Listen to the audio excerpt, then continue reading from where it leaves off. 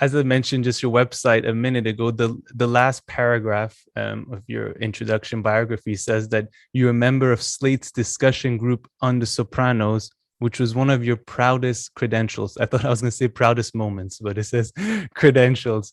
One of my finest moments. Finest moments. So what can you tell us? I mean, I'm guessing there is so much more to beyond, of course, the whole Tony goes and sees a psychiatrist and all this, but I'm guessing there are many, many more layers in the show that can be dissected and talked about. Well, The Sopranos was this enormous hit here. And in the second year, everybody was writing about it. Mm-hmm. And Slate.com, which had just started at the time, as one of the first online magazines, was looking for a different angle. And they had these different discussion groups. Like they'd have 4 nuclear physicists talking about disarmament, or I don't know, 4 experts on the Middle East talking about the Israeli-Palestinian conflict. And so they decided their angle would be to have 4 analysts discuss Tony's relationship with his psychiatrist, Dr. Mm-hmm. Melfi. So me and 3 of my colleagues, for 2 years, every week had an online discussion about what had happened in the show that night. So the show would air here at 9:00 on Sunday night. Mm-hmm. As soon as it was over, I would rush to my computer and write up my thing. It was kind of like a opera critic or Mm-hmm. somebody going to a boxing match or an opera and having to post a review right afterwards. Report. And I would get done about 1:00 in the morning and post it. And then I send it in. And the next day, it would be posted at noon. And for a day, there would be an online discussion between me and my colleagues. And then beyond that, it would open up and people from the outside could post their comments. It was the most popular thing there ever was on Slate. They got wow. more hits and more. It was one of the most interesting, most fun things I ever did.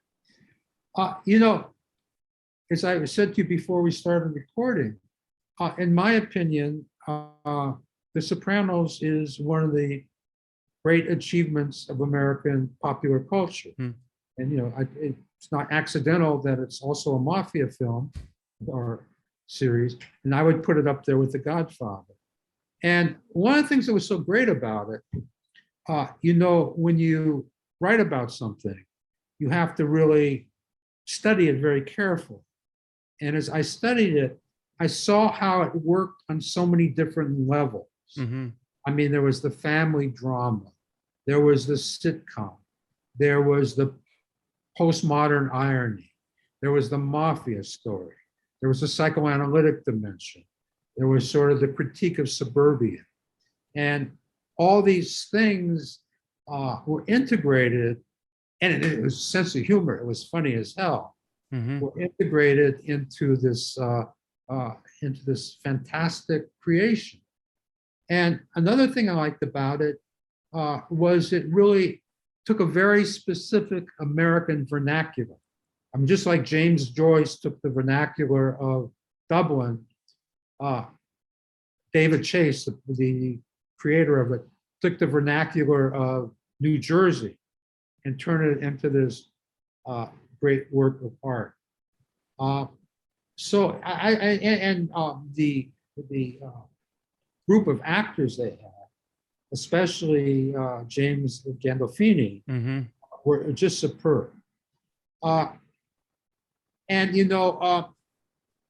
During COVID, apparently, we've all been stuck indoors and streaming all sorts of stuff.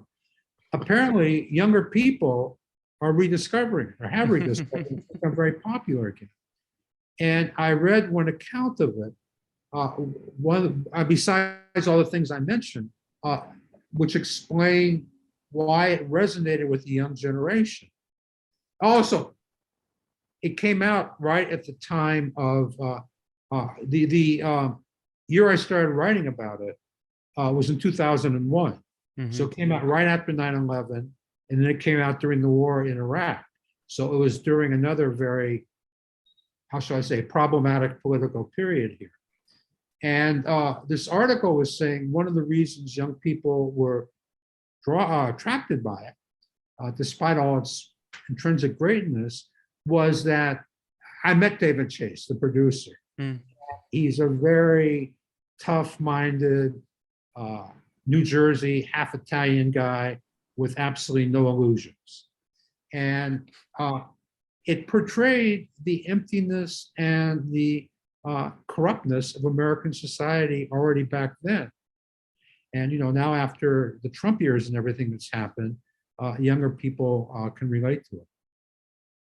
Yes, I mean, I discovered it myself around probably 6 years ago. But yes, it seems, I mean, there's just so many social messages and discussions that it can just perhaps be relevant at all times. And you mentioned 9/11, and they bring that in very well and very nicely in the last season or two, where they're so it's kind of ironic. They're these mafia members, but they're so concerned with terrorism and terrorist activity going down, and they just believe anything. And you also mentioned some of the actors. I mean, it's so true. I mean, when the characters of Ralph and Richie in the season 2 and 3 are perhaps my favorite. But well, yes, not Tony's mother. Yes, well, Tony's mother, of course, her too. But Junior. I mean, it's just Junior. It's fascinating exactly Yeah. how much of a kind of Tony uses him throughout the whole season, throughout the whole show. And if you look at it, if you look at it compared to the Godfather, Mhm. it's part of the American story. The Godfather was about the Americanization of one Italian family, how they came here, how Don Corleone Sr. Still brought all the old world traditions with him, mafia traditions. And then he wanted his son, Michael, to become Americanized, become a senator. And Vito doesn't want him to have anything to do with this stuff. But Michael gets drawn in, and you go through the next step in Americanization, and he takes the family from New York and out to Las Vegas and so on and so forth. But then with the Sopranos, you get the suburbanization of one Italian family. And it's the move from New York and Long Island to suburban New Jersey. And Tony, I mean, what you might say Tony is having identity crisis because the landmarks of the old traditions are breaking down, which we're all experiencing. And that's one of the reasons for his panic attacks. Don Corleone had no panic attacks. he had no difficulty. He knew who he was, what his role was, and so on. Tony doesn't know how to be a Don. And then you have these funny things that there's this mafioso Don, who's on a treadmill, and his wife is nagging him about flossing. So no, that's so true. I mean, I've seen The Godfather perhaps once, but exactly. I mean, it kind of reminds me what you just said about Tony. I mean, Tony's always talking about, I forgot about this person's name, but he keeps on saying, what happened to the X type, the tough person who like holds it all in and doesn't go out and talk about Gary Cooper. Yes, he brings them up. Which is also funny because Gary Cooper is this totally, idealized American hero that is so much part of the American male myth that's been criticized now. I mean, Tony buys into it. Yes, and sorry, and this is the last comment. Sorry, go ahead, Sam, and then I'll mention my last comment. No, go ahead. I was gonna ask you a question, but go ahead.